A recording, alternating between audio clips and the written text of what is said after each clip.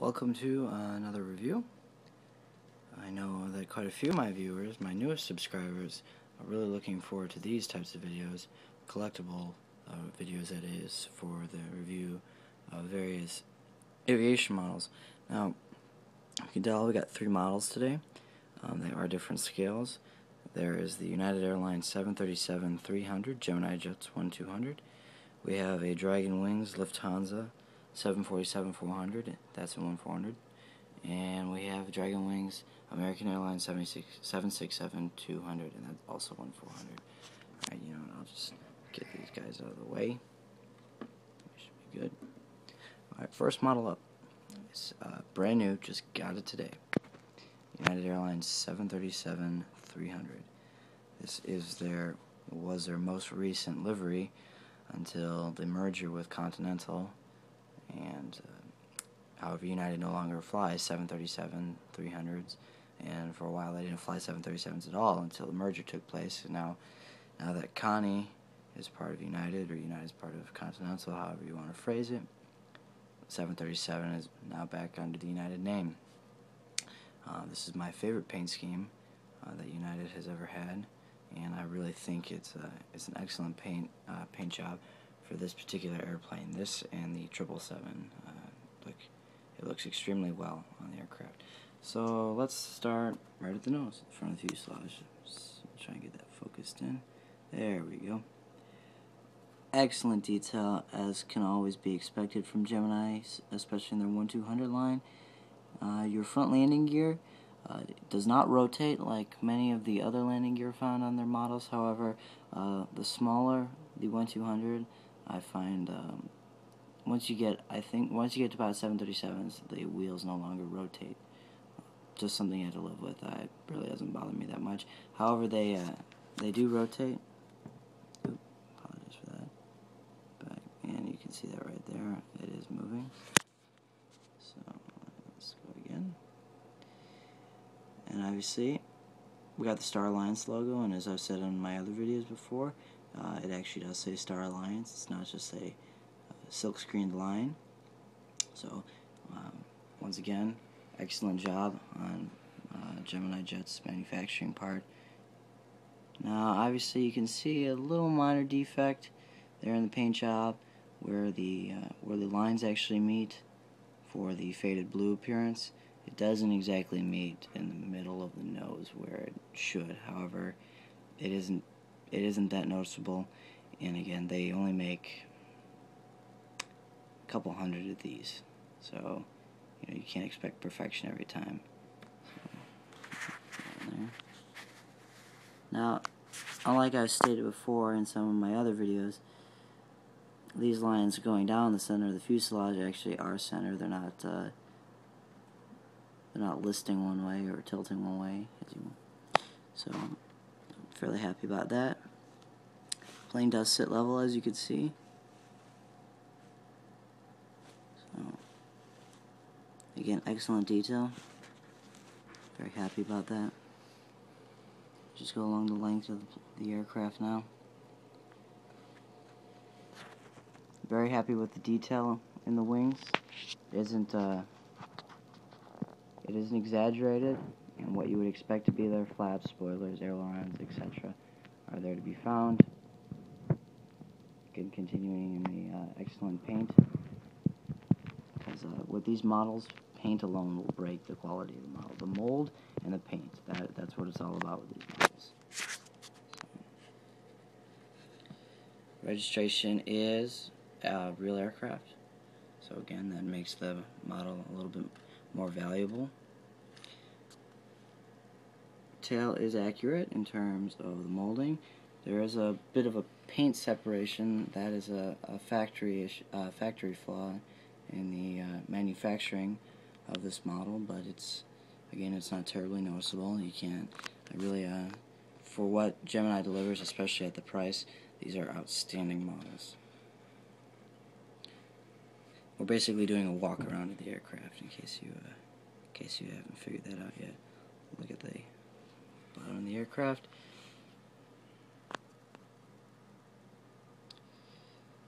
So you have your Gemini Jets written on the bottom of the fuselage, just like every other model they do.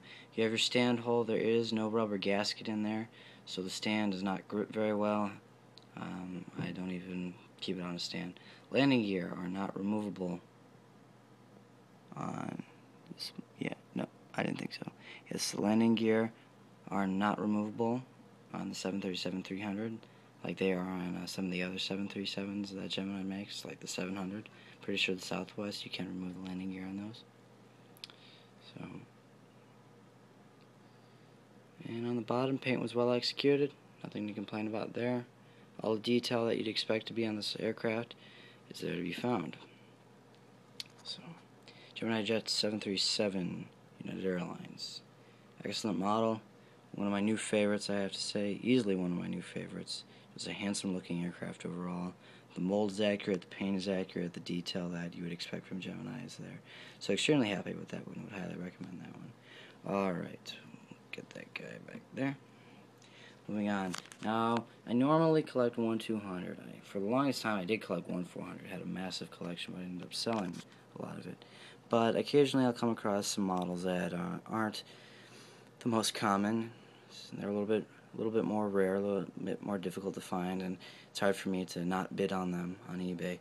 This is a Dragon Wing 747-400 Lufthansa. This is actually a rare one. They're pretty hard to find right now. It's from Dragon Wings, that is. I can't say I'm terribly updated right now when it comes to the 1-400 line in terms of who's making what. If I do buy 1-400, I usually keep it at Gemini or Dragon Wings. And in fact, I find Dragon Wings, in terms of their wing detail, I find it to be a more accurate and a little more satisfactory than Gemini. The wings are made out of plastic, which allows you a little bit more freedom when it comes to how exaggerated your detail on your wings are. A lot of times in the 1-400 line of Gemini, you can see the detail, but it's extremely vivid and extremely obvious that it's there, and it really shouldn't be that way. It should be there, but almost faded. Nothing that catches your eye right away. Something that if you look for it, you're gonna find it, but your eye's not gonna be drawn there.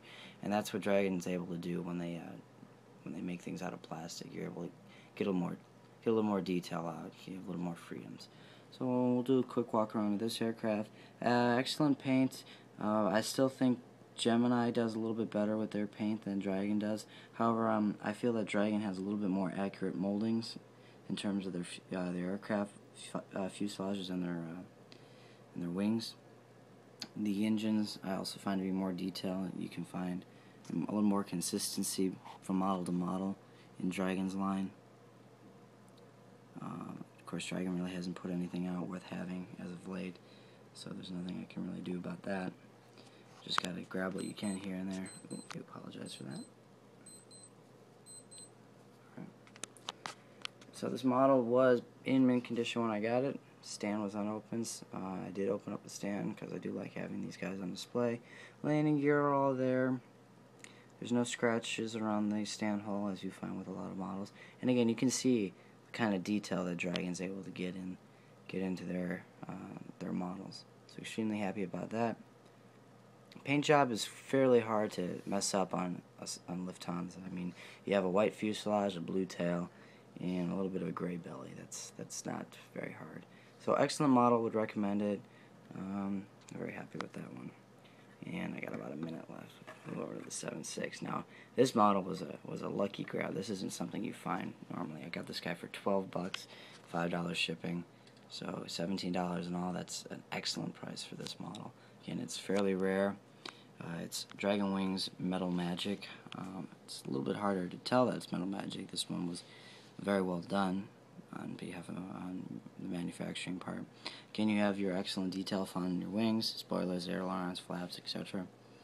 Vertical stabilizer. Again, you can even see the detail on that guy, and it's very well done. Again, Dragon has a pretty good track record in terms of their lines and such. So, you can see it's well done there. It's level, it's centered. Very happy with that. So Again, 767 luxury liner. Move down the aircraft.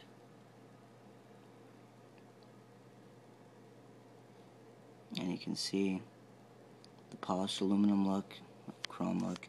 The process, they call it metal magic, dragon wings. I'm not exactly sure how it works, but I guess that's why I don't work for them. I don't build their models. Landing gear all there, no scratches around the stand hole. Nice thing about Dragon is they don't write Dragon wings or Dragon models on the bottom, which I like. So the front landing gear is the only thing I really have a problem with on Dragon. It's just it's got a very plasticky look to it, as you can see right there. I mean, it's nothing terrible, but it's definitely exaggerated because it's plastic. You can only make plastic too small before it's just too delicate and it isn't worth a thing. So that's where Gemini kind of wins over Dragon in terms of their landing gear and then the paint quality, the kind of detail they get in their paint. So again, this is just the 7.4 is the same way. It's modeled after an actual aircraft with a legitimate registration number. Again, American, of course, doesn't fly 767-200s anymore. I don't believe they have since probably about 2005, I think was the last time they flew that. I could be wrong. I'm sure somebody will comment and let me know. If you are going to comment, do it politely, because I don't. If you write something rude, it's gonna find its way off here real fast, because I see everything. So these have been my 3 newest additions to the collection. I am now in Virginia Beach, so most of my collection is back home in Chicago right now. I'm hoping to get it down here shortly, because I do love my models. So I'm going to be buying a few more, and I'll review them as they come in. So thanks for watching.